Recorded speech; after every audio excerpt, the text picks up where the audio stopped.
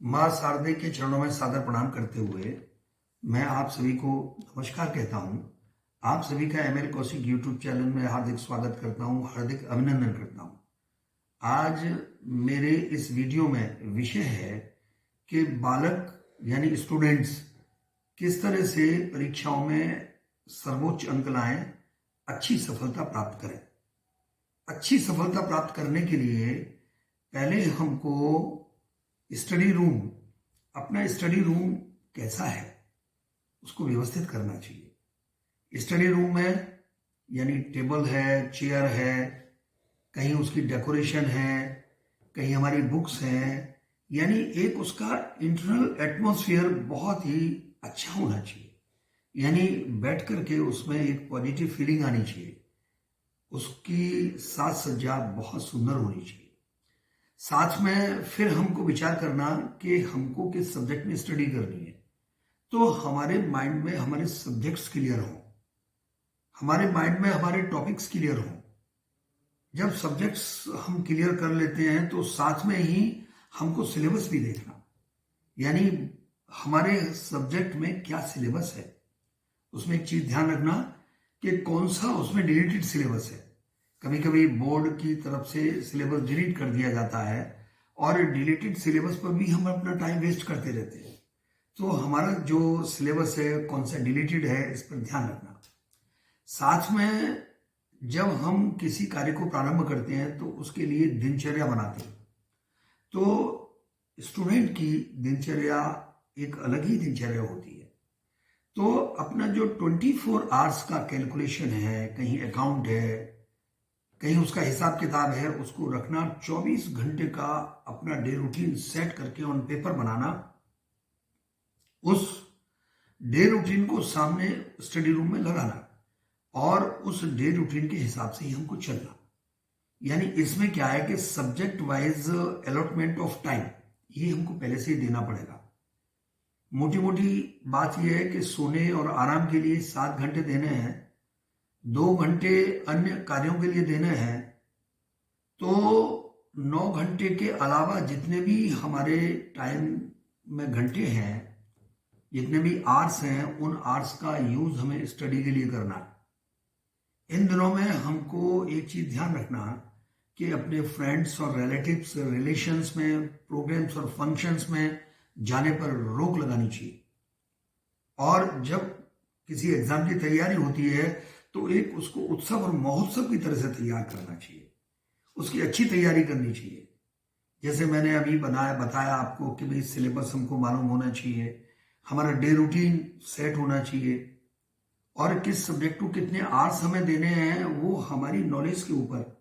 हमारा कि भाई कौन सा सब्जेक्ट हमको ज्यादा समझ आता है उसको कम समय देना, जो कम समझ में आ रहा है या जिसकी तैयारी कम है उसको ज्यादा समय देना।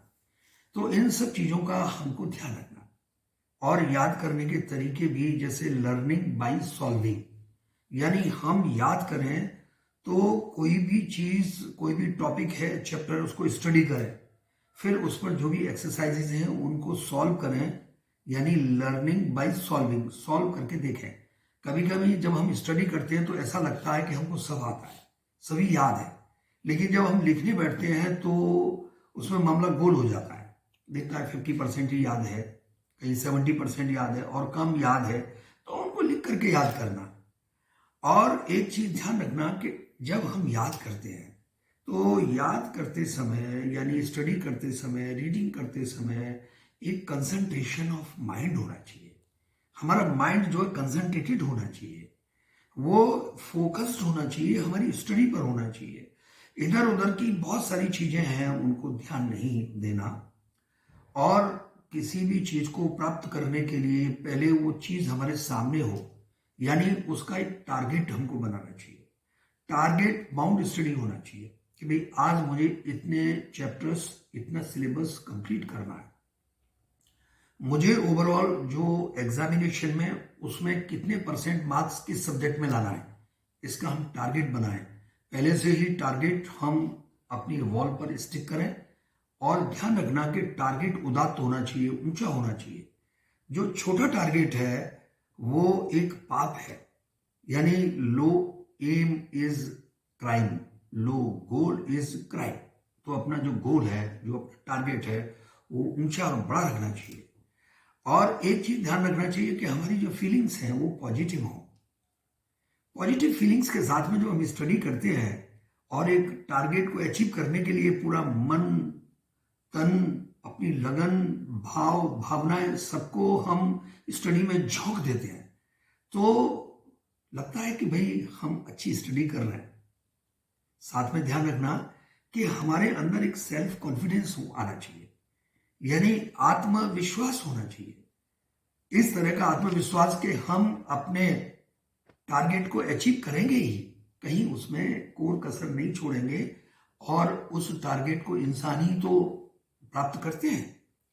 भाई आप ये मानिए कि आईएएस कौन बनता है? इंसान बनता है।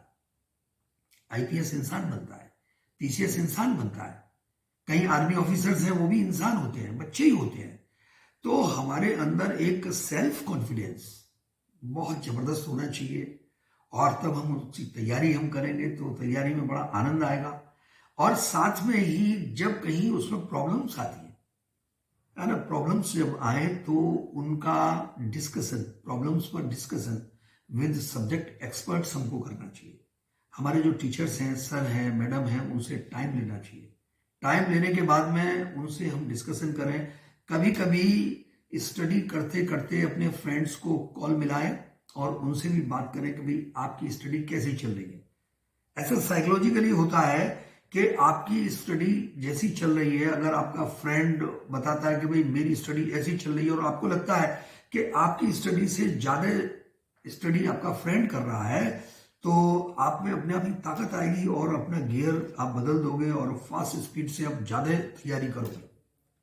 कहीं आपको ये लगता है कि आपका फ्रेंड उतनी अच्छी तैयारी नहीं कर रहा है, तो एक मन में संतोष होगा कि भाई मेरी तैयारी बहुत अच्छी चल रही है।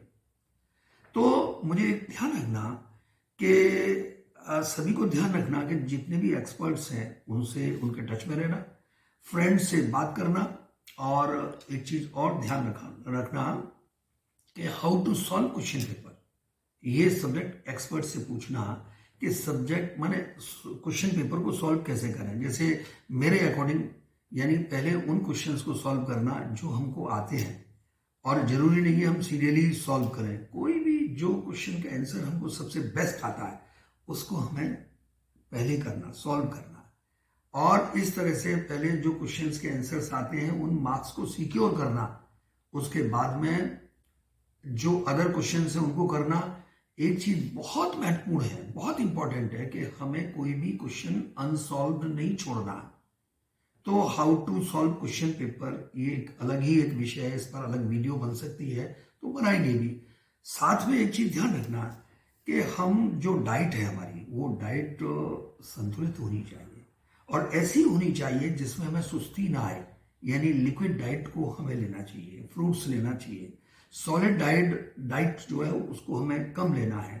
इन सब चीजों का हमें ध्यान रखना चाहिए।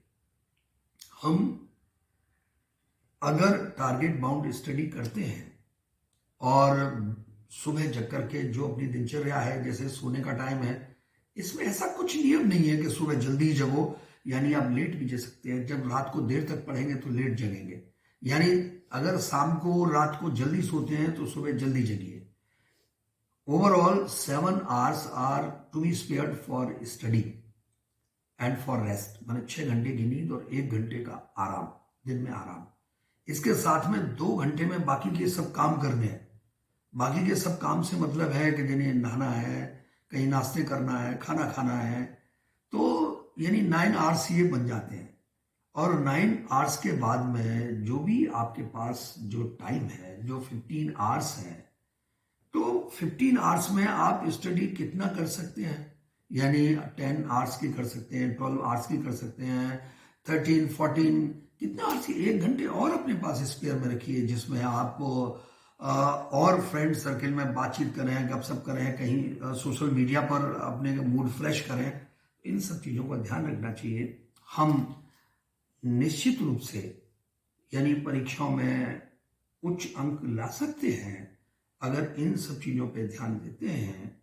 और एक चीज़ मन में ध्यान रखना कि एक मंजिल होती है, मंजिल को प्राप्त करने के लिए पहले से ही मन में ये विश्वास होना चाहिए, आत्मविश्वास होना चाहिए कि मुझे मंजिल मिलेगी, मुझे टारगेट प्राप्त होगा। क्योंकि मन के हारे हार है, मन के जीते जीत। मन में पहले से जीत का अगर भाव है तो जीत मिलेगी, अगर पहले से ही हम हार जाते हैं तो हार मिलेगी।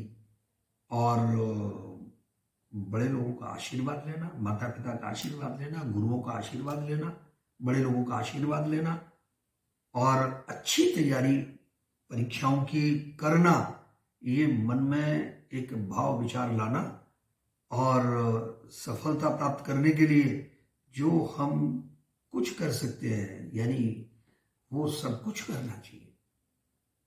मैंने आज अपने विचार व्यक्त किए हैं कि भाई हम कैसे परीक्षाओं में सफलता प्राप्त करें, इन पर हम ध्यान देंगे। इस वीडियो को बनाने में मिस्टर सचिन कुमार ने अपनी भूमिका निभाई है, सहयोग दिया है, मैं उनको थैंक्स कहता हूँ। Thank you very much.